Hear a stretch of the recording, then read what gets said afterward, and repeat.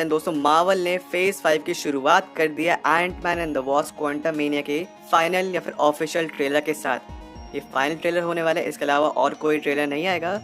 And ये movie release हो रही है February 17 को, यानी कि नेक्स्ट मंथ। एंड भाई साहब बहुत ही कमाल का ट्रेलर, मज़ा आ गया। तो चलिए फिर विदाउट वेस्टिंग इन टाइम इस ट्रेलर के बारे में बात करते हैं, उसका एक्सप्लेनेशन करते हैं। यार सबसे पहले तो ना मैं मूवी के विजुअल्स और सीजीआई के बारे में बात करूंगा। तो यार देखो मज़ा तो आया है। एंड जैसा हम सब जानते हैं कि मार्वल फेज 4 में सीजीआई ज़रा गड़बड़ रहा था, लेकिन इस ट्रेलर को देख के पक्का यकीन होता है कि Marvel is about to make a bigger comeback. And CGI बहुत अच्छा है, इसकी डार्कनेस ट्रेलर काफ़ी अच्छी है। एंड जो ओवरऑल डायरेक्शन है वो भी एंटमैन मूवी की, जो कि जनरली काफ़ी कॉमेडी होती है, काफ़ी हद तक अलग है। यहाँ पे हम एक्चुअली खतरा फील कर सकते हैं कि एक्चुअली अब एक भयंकर विलन आ गया है, कैंग द कॉन्करर। इसके बाद गाइस मैं फोकस करना चाहूँगा इस मूवी के सेकंड विलन पे, जो कि है मोडॉक। कुछ सेकंड के लिए हमको देखने मिलता है। एंड ये पहले ही अनाउंस हो गया था कि इस फिल्म में मोडॉक होने वाला है, स्पेशल अपीयरेंस होगी। एंड फाइनली हमको वो देखने मिला। लेकिन जो असली बात है मोडॉक का एक्टर है कौन, तो गाइस आप लोगों को डेफिनेटली याद होगा एंटमैन पार्ट 1 का जो मेन विलन था येलो जैकेट, दरअसल में सेम ही कैरेक्टर है। तो जैसा कि हमने देखा था एंटमैन 1 में येलो जैकेट को इस तरीके से हराया जाता है कि वो खुद क्वांटम रेल में पहुंच जाता है। तो उस मूवी हमको यही पता चलेगा दरअसल जब क्वांटम रेल में पहुंचा था तो उसकी पूरी बॉडी म्यूटिलेट हो गई थी। एंड वो क्वांटम रेल में पहुँचे कुछ ऐसा हो गया था। एंड एक्चुअली और भी काफ़ी ख़राब हालत में था। तो कैंग ने उसको काइंड ऑफ अपना राइट हैंड बना लिया, फिर अपना बंदी बना लिया। गाइस बंदी की बात हो रही है, बंदी नहीं। तो कैंग ने उसको अपना बंदी बना लिया। ये कह दिया कि मैं तुमको जिंदा कर दूंगा, मतलब तुमको थोड़ी बेटर फॉर्म दे दूंगा, लेकिन तुमको उसके बदले मेरे साथ काम करना होगा। एंड येलो जैकेट ऑब्वियसली तैयार हुआ था कैंग का काम करने के लिए। एंड दस येलो जैकेट कुछ इस तरीके से दिख रहा है, मोडॉक बन गया है इन क्वांटममेनिया।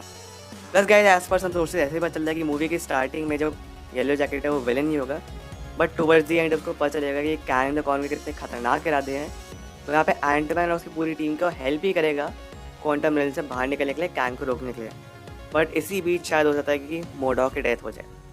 अब ट्रेलर के फर्स्ट सीन की शुरुआत करें। दोस्तों ट्रेलर की शुरुआत होती है कैंग और एंटमैन के बीच में कॉन्वर्सेशन चल रही है। वैसे D23 एक्सपो में जो ट्रेलर दिखाया गया था वहाँ पे एक और वर्जन था ट्रेलर का, जहाँ पे वो ये बोलता है, कैंग बोलता है कि तुम कौन सी टाइमलाइन से हो एंड मैंने पहले भी एवेंजर्स को मारा हुआ है। एंड कैंग ये बताता है कि मैंने एंटमैन को भी एक दूसरे टाइमलाइन को, जो एंटमैन है उसको मारा हुआ है। तो मतलब कैंग के पास ऑलरेडी एक्सपीरियंस है एवेंजर्स को मारने का, दूसरी टाइमलाइन से, दूसरे टाइम से, दूसरे यूनिवर्स के।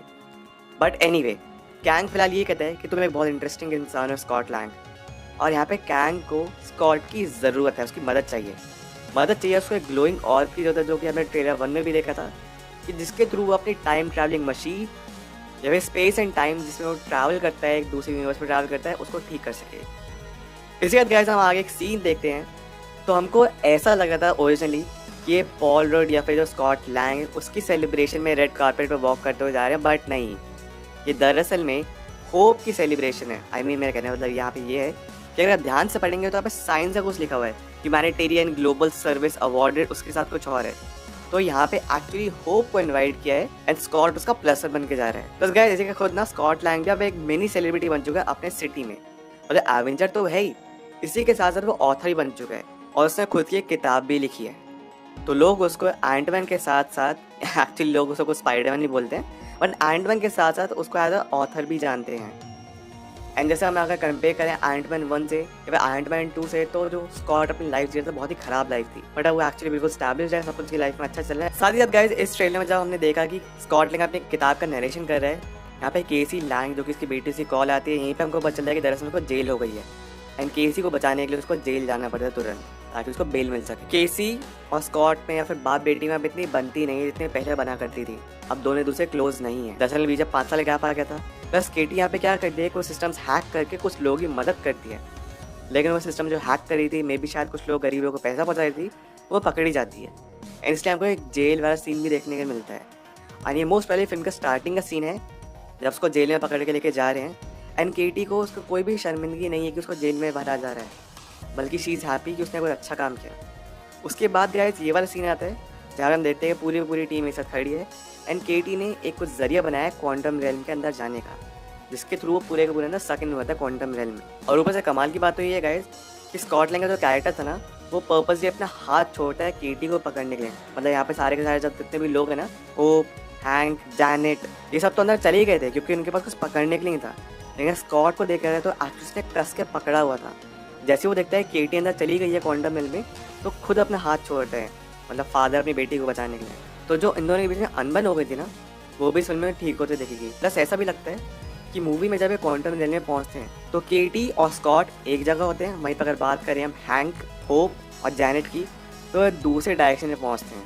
इसलिए हम देखते हैं कि कैंग की मुलाकात स्कॉट और केटी से होती है। वहीं पे होप, जैनेट और हैंक अलग है, एंड जैनेट जानती है कि अगर इनकेस कैंग उनको दिख गया तो काफ़ी गड़बड़ हो सकती है, क्योंकि कैंग और होप का कुछ हिस्ट्री रेस के बारे में आगे बात करते हैं। फाइनली अब जाके मुलाकात होती है कैंग और स्कॉट की। एक बात तो माननी पड़ेगी, कैंग द कॉन्करर का सूट है अमेजिंग है, बहुत ही बढ़िया है। अब यहाँ पे ट्रेलर के थ्रू कुछ ऐसा पता चलता है कि शायद कैंग अपने आप को एक अच्छा वेरिएंट दिखाने की कोशिश कर रहा है। ये कह रहे हैं कि मैं बहुत अच्छा वेरिएंट हूँ, तुम मेरी सुनो, मैं सबसे अच्छा हूँ, मैं तुम्हारे यहाँ पे मदद करने के लिए हूँ, मैं खुद यहाँ पे फंस गया हूँ, तो तुम मेरी मदद करो उस ग्लोइंग ऑर्ब को ढूंढने के लिए, और उसके बदले मैं तुमको शायद उस टाइम में पीछे भेज दूंगा, शायद जहाँ पे केसी छोटी थी, जो 5 साल का जो गैप आ गया ना तुम्हारा केसी के बीच में, वो ठीक हो जाएगा।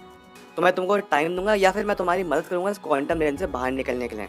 और ऑब्वियसली बात है कि स्कॉट अपनी बेटी के लिए कुछ भी करेगा, ऊपर से जो उनके बीच की अनबन है उसको ठीक करना ही चाहता है। प्लस गाइस, जैसे हमने नोटिस किया था कि स्कॉट ने तो नॉर्मल कपड़े पहने के थे, बट जैसे वो यहाँ पे क्वांटम रेल में आ गए तो उसके वापस उसका आयरन वाला सूट है।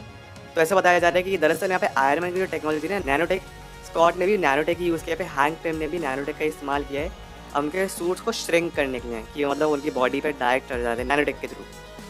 इसलिए जैसे वो यहाँ पे क्वांटम रेल में पहुँचते हैं, उसका सूट ऑटोमेटिकली उसको प्रोटेक्शन के लिए बाहर आ जाता है। यहाँ पे हमको गाइस क्रोनोपोलिस का एक बहुत ही बड़े से लुक देखने मिलता है, एंड कैंग द कॉन्कर यहाँ का किंग है। कैंग द कॉन्कर की एक छोटी हिस्ट्री ये है कि कैंग का जो रियल नेम है वो नेथेनियल रिचर्ड्स, जिसका जन्म हुआ था 31st सेंचुरी में, एंड वो टाइम ट्रैवल कर रहा था जब वो क्वांटम रेल में आके फंस गया। और उसी बीच जैनेट भी क्वांटम रेल में आके फंस गई थी और दोनों एक दूसरे के पार्टनर्स बने थे। जैनेट से उसने प्रॉमिस किया था कि तुम मेरी मदद करो मेरी ग्लोइंग ऑर्ब के साथ इस टाइम मशीन को ठीक करने में, और उसके बदले में तुमको यहाँ से क्वांटम रेल से बाहर निकालूंगा। और जैनेट एक्चुअली मदद करनी शुरू कर दी। गाइस, यहाँ पे ना एंटमैन 2 से पहले और एंटमैन 1 की एक प्रीक्वल पार्ट हमको देखने को मिल जाएगा, एक फ्लैशबैक कहानी देखने को मिलेगी जो कि जैनेट सबको सुनाएगी और यही बताएगी कि ओरिजिनली तो नेथेनियल रिचर्ड्स की मैं मदद करना चाहती थी, कैंग द कॉन्कर की मदद करना चाहती थी, बट मुझे जब उसके ओरिजिनल इरादे पता चले तो मैंने उसकी मशीन को डिस्ट्रॉय कर दिया, जिसकी वजह से वहाँ पे फंसा रहा। और एंटमैन 2 में तो हमने देखा था कि जैनेट तो बाहर निकल गई थी, लेकिन कैंग अभी भी वहीं पे है, एंड जैनेट से वो नफरत करता है, कैंग द कॉन्करर। और जैनेट आगे यही बताती है कि वो रीराइट कर सकता है एग्जिस्टेंस को, वो यूनिवर्स खत्म कर सकता है, वो नए यूनिवर्स शुरू कर सकता है, वो कुछ भी कर सकता है। बहुत ज़्यादा खतरनाक इंसान है कैंग द कॉन्करर, फिर नेथेनियल रिचर्ड्स। प्लस इस मूवी में हम यही देखेंगे कि कैंग द कॉन्करर को जैनेट नेथेनियल के नाम से बुलाती है, फिर नेथन के नाम से बुलाती है, और जैनेट यही समझा रही है स्कॉटलैंड को कि तुम कैंग के ऊपर भरोसा नहीं कर सकते हो, मेरी हिस्ट्री है उसके साथ, मैं उसको जानती हूँ, मैं 30 साल यहाँ पे बताए थे, बट स्कॉट तो अपनी बात पे अड़ा रहा, अपनी बेटी के लिए कुछ भी करने में तैयार है।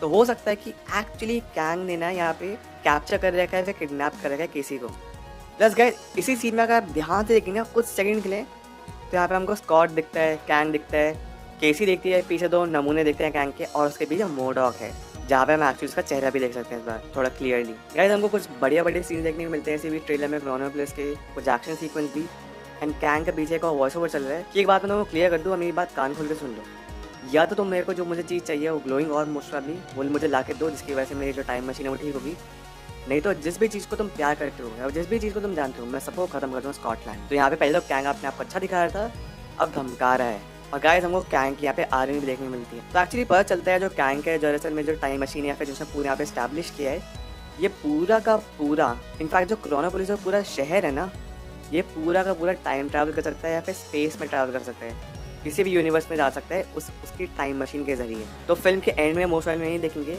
कि कैंग द कॉन्करर बच जाता है एंड अपनी पूरी आर्मी को लेके वो कहीं चल जाता है, एंड यही कहता है अपनी टीम से कि मैं लौटूंगा, मैं बाकी यूनिवर्स को ख़त्म करने के बाद सबसे पहले अर्थ 616 पे आके इसको डिस्ट्रॉय करूंगा। ये फिल्म के एंडिंग की तरफ हमें देखने को मिल सकता है। ट्रेलर में हम ये भी देखते हैं कि कैंग स्कॉटलैंड की एक ऑल्टर रियलिटी बनाता है, एंड इस सीन को देख के ना मुझे ओरिजिनली याद आई कि कैसे एंशिएंट वन ने व्हाट इफ के डॉक्टर स्ट्रेंज वाले एपिसोड में भी एक ऑल्टरनेट रियलिटी बनाई थी डॉक्टर स्ट्रेंज की। ये सीन में कुछ इसी याद दे रहा था, एंड यहाँ पे मल्टीपल स्कॉटलैंड पे मल्टीपल एंटमैन हो जाते हैं जिनके ऊपर टॉर्चर कर रहे हैं कैंग द कॉन्करर, मतलब इतना ताकतवर है वो। एक जगह ट्रेलर में हम ये भी देखते हैं कि स्कॉटलैंड कहते हैं कि we had a deal, and deal यही थी कि मैं तुमको सामान ला के दूंगा और तुम किसी को छोड़ दोगे, लेकिन ऑब्वियसली यहाँ पे कैंग ने धोखा दिया है। कैंग ग्लोइंग ऑर्ब को ले तो लेते हैं, बट जो भी उसका कुछ वादा था कि मे बी वो क्वांटम रेल से सारी की सारी टीम को बाहर निकालेगा, से मुकर जाता है। अब कैंग भरोसे वाला तो नहीं है, पर डेफिनेटली कैंग BSD वाला ज़रूर है। इसके बाद गाइस आप लोगों को अगर याद हो तो कुछ टाइम पहले एक इमेज लीक हुई थी जो कि एंटमैन की थी, जहाँ पे हम देखते हो स्कॉटलैंड के चेहरे से काफ़ी ज़्यादा खून निकल रहा है। तो काफ़ी लोग ऐसा माना था कि इस मूवी में एंटमैन मर जाएगा। एंड यहीं पे हमको सीन देखने मिलता है कि कैंग और एंटमैन के बीच की फाइट है जो कि फिल्म के एंड की तरफ होगी। लेकिन गाइस मैं आपको बता दूँ कि ऐसा कुछ नहीं है, एंटमैन नहीं मरने वाला है, बल्कि फिल्म के एंड की तरफ हम ये देखेंगे कि होप और एंटमैन क्वांटम रेल में फंसे रहते हैं। कैंग कहीं निकल जाता है अपने दूसरे यूनिवर्स में उनको डिस्ट्रॉय करने के लिए। On the other hand hope, hang and Janet quantum rail से निकल गए हैं एंड वो कोशिश करेंगे कैसे वापस लेके आया जाए होप और स्कॉट के क्वांटम रेल से बाहर। यहीं पे करने पे फिल्म खत्म होगी, लेकिन एंटमैन नहीं मरेगा। इनफैक्ट गाइस जैसे एंटमैन ने एक्चुअली देखा है, एंटमैन एक बहुत अंडररेटेड सुपर हीरो है। अगर वो नहीं होता तो एंड गेम पॉसिबल नहीं हो पाती। तो जिस तरीके से एंटमैन ने एंड गेम में मदद करी थी एवेंजर्स की, सिमिलरली मुझे ऐसा लगता है कि कैंग डायनेस्टी में हमको एंटमैन देखने का नहीं मिलेगा। मे बी सीक्रेट वॉर्स के स्टार्टिंग में हम ये देखेंगे कि एंटमैन और होप फाइनली क्वांटम रेल में जो फंस गए थे एंटमैन 3 में, वो बाहर निकल के आते हैं एंड वो बताते हैं क्वांटम रेल में क्या है, कैंग की क्या कमजोरी है, फलाना ढिमकाना। एंड दोस्तों यहीं पे मेरे ट्रेलर एक्सप्लेनेशन में कहानी खत्म होती है। तो गाइस ये थी आज की वीडियो, ये था आज का episode. I hope you enjoyed. आपके जो भी कुछ थॉट्स है इस वीडियो से रिलेटेड वो जाकर मुझे प्लीज सारे कमेंट्स आके जरूर बताइए। नहीं भी बताइए कि आपको कैसा लगा है ट्रेलर। पर्सनली स्पीकिंग मुझे ट्रेलर बहुत पसंद आया एंड मैं बहुत जोर से इंतजार कर रहा हूँ इस मूवी का। I am really excited and I am really looking forward to this.